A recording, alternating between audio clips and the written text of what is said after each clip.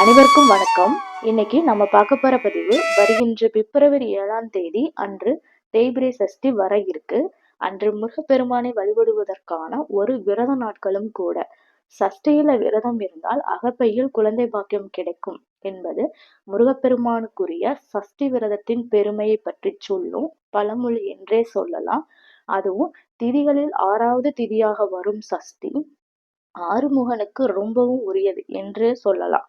இந்த நாள்ல என்ன குறை இருந்தாலுமே அதை நீக்கி தர வேண்டும் என்று அந்த கடவுளான முருகப்பெருமானிடம் மனதார நம்ம வேண்டிக் கொண்டால் அது நிச்சயம் நிறைவேறும். அதுவும் முருகப்பெருமானுக்கு திதிகளில் சஷ்டி திதியிலும், நட்சத்திரங்களில் கிருத்திகை மற்றும் விசாக நட்சத்திரத்திலும், கிழமைகளில் செவ்வாய்க்கிழமையிலும் விரதம் இருந்து வழிபட்டால் ரொம்பவும் சிறப்பு. அதாவது நம்முடைய பிரச்சனைகள் தேய்ந்து போக வேண்டும் என்று நினைத்தால் இந்த தேய்பிறை சஷ்டியிலும், வாழ்க்கையில வளர்ச்சி ஏற்படணும் என்று நினைத்தால் வளர்பிறை சஷ்டியிலும் விரதம் இருக்கலாம். அதுவும் நம்ம முருகப்பெருமானிடம் முழுமையாக சரணடைந்து எனக்கு எது நல்லதோ அதை நீயே எனக்கு கொடு முருகா என்று எல்லாத்தையும் அவரிடம் ஒப்படைத்து விட்டால் நமக்கு தேவையான அனைத்தையும் தந்து நம்முடைய துன்பங்களை முருகப்பெருமான் தீர்த்து வைப்பார் அப்படிங்கிறது முன்னோர்களின் வாக்கு.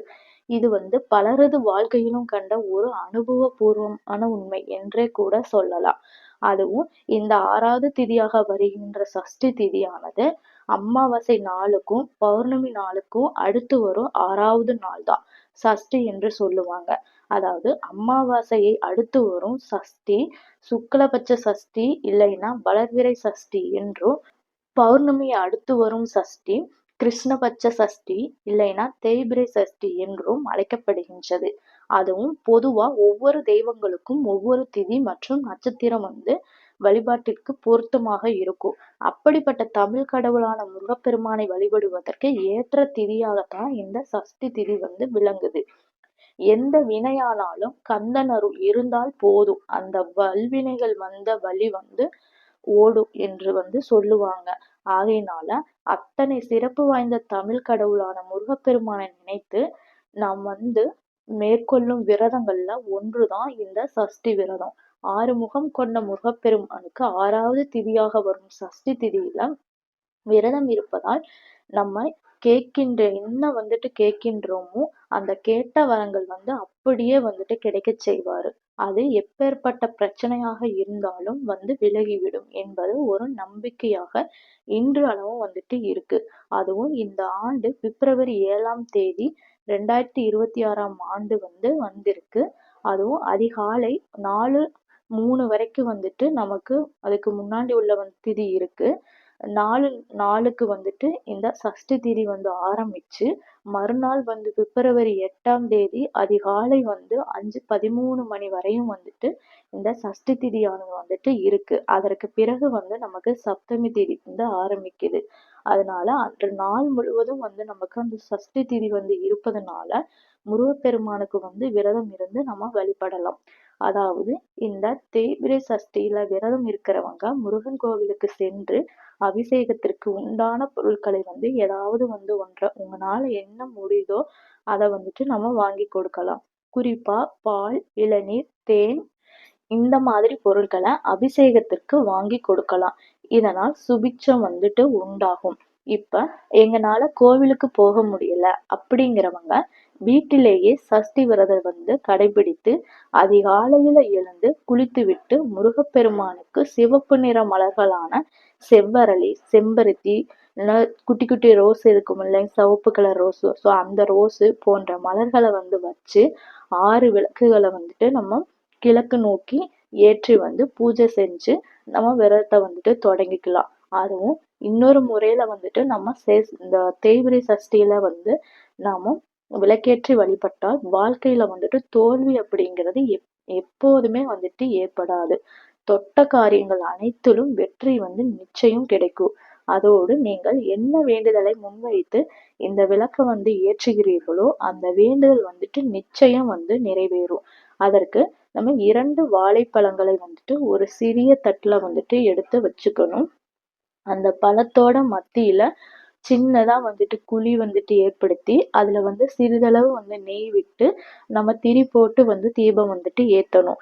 பஞ்சாமிர்தம் வந்துட்டு எப்படி முருகப்பெருமானுக்கு மிகவும் ஒரு பிரியமான அபிஷேக பொருளா வந்துட்டு இருக்குதோ, அதே போலதான் இதுவும் முருகப்பெருமானுக்கு வந்துட்டு மிகவும் ஒரு பிரியமான ஆஹ் பொருளா வந்துட்டு இருக்கும். வேண்டுதலும் வந்துட்டு ஆகும். ஸோ நாம நெய் விளக்காக ஏத்துவது வந்துட்டு இன்னும் சிறப்பானது என்றே வந்துட்டு நம்ம சொல்லலாம்.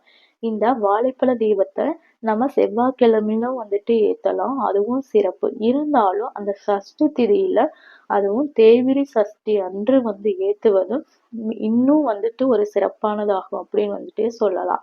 இந்த விளக்க நம்ம ஏத்தி வச்சுட்டு ஏதாவது ஒரு கோரிக்கையை வந்துட்டு நம்ம முருகனிடம் வைக்கணும். மனசார வேண்டிக் கொள்ளணும். அடுத்து ஒரு சஷ்டி திதி அன்று நம்ம இதே போல விளக்கேற்றி மற்றொரு வேண்டுதலை முன்வைக்கலாம். இப்படி வழிபடும் போது முருகப்பெருமானுக்கு நம்ம பிரசாதமா சக்கரை பொங்கல், தேன் கலந்த திணை மாவு, அது ரொம்பவுமே அவருக்கு பிடிக்கும். கற்கண்டு இல்லைன்னா சர்க்கரை பொரி, கடலை, இல்ல 2 வாழைப்பழம், வெற்றிலை பாக்கு, இப்படி ஏதாவது ஒன்றை நெய்வேத்தியமா வைத்து படைத்து வழிபடலாம். நாள் முழுவதும் உபவாசம் இருக்க முடிந்தவர்கள் இருக்கலாம். அப்படி இருக்க முடியல அப்படிங்கிறவங்க ஒரு வேளை சாப்பிட்டுட்டு 2 வேளை உபவாசம் இருக்கலாம். இல்லைன்னா 2 வேளை சாப்பிட்டுட்டு ஒரு வேளை சாப்பிடாம இருந்து நம்ம விரதம் இருக்கலாம். அப்படி எங்கனால முடியல அப்படிங்கிறவங்க பால் பழம் சாப்பிட்டு கூட நம்ம விரதம் இருக்கலாம். அன்று நம்ம கந்த சஷ்டி கவசம், வேல்மாறல், திருப்புகழ், இப்படி முருகனின் சிறப்புகளை உணர்த்தும் பாடல்களை பாராயணம் செய்வது அப்படிங்கிறது இன்னுமே சிறப்பு வாய்ந்ததே என்று சொல்லலாம். வீட்டுல வேல்மாறல், வீட்டுல இந்த வேல் விக்கிரகம் இப்படி இருந்துச்சுன்னா அதுக்கு அபிஷேகம் பண்ணி நம்ம பூஜை செஞ்சு வேல்மாறல் படித்து நம்ம வழிபடலாம். மீண்டும் மாலையில இதே போல நம்ம பூஜை செஞ்சு விரதத்தை முடித்து கொள்ளலாம். இப்ப வீட்டிலேயே நம்ம விரதம் இருந்தவங்க உங்களோட விரதம் முடியும் வரைக்கும் முருகனுக்கு விளக்கேற்றி வைப்பது மிகவும் நல்லது. இவ்வாறு நாம் செய்வதன் மூலமாக திருமண தடை நீங்கி விரைவில் திருமணம் நடைபெறும். நாம் ஈடுபடும் காரியங்கள் அனைத்திலும் சிறப்பான வெற்றிகள் உண்டாகும். பொருளாதாரத்தில் இருந்து வந்த தேக்க நிலை நீங்கும். தொழில் வியாபாரங்களில் லாபம் பெருகும். வேலை கிடைக்கும். குழந்தை பாக்கியம் கிட்டும். உடல் மற்றும் மன ஆரோக்கியம் மேம்படும். எந்த பிரச்சனை நம்ம தீர வேண்டும் என்று முருகப்பெருமானிடம் முறையிட்டு இந்த விரதத்தை நாம இருக்கின்றோமோ அது கண்டிப்பாக நடக்கும். அதனால நம்பிக்கையோடு செய்யுங்க. நிச்சயம் வெற்றி மேல் வெற்றி உண்டாகும். இந்த பதிவு பிடிச்சிருந்தா லைக் அண்ட் ஷேர் செய்து அத்துடன் நம் சேனலையும் சப்ஸ்கிரைப் பண்ணி தொடர்ந்து இணைந்திருங்கள். நன்றி, வணக்கம்.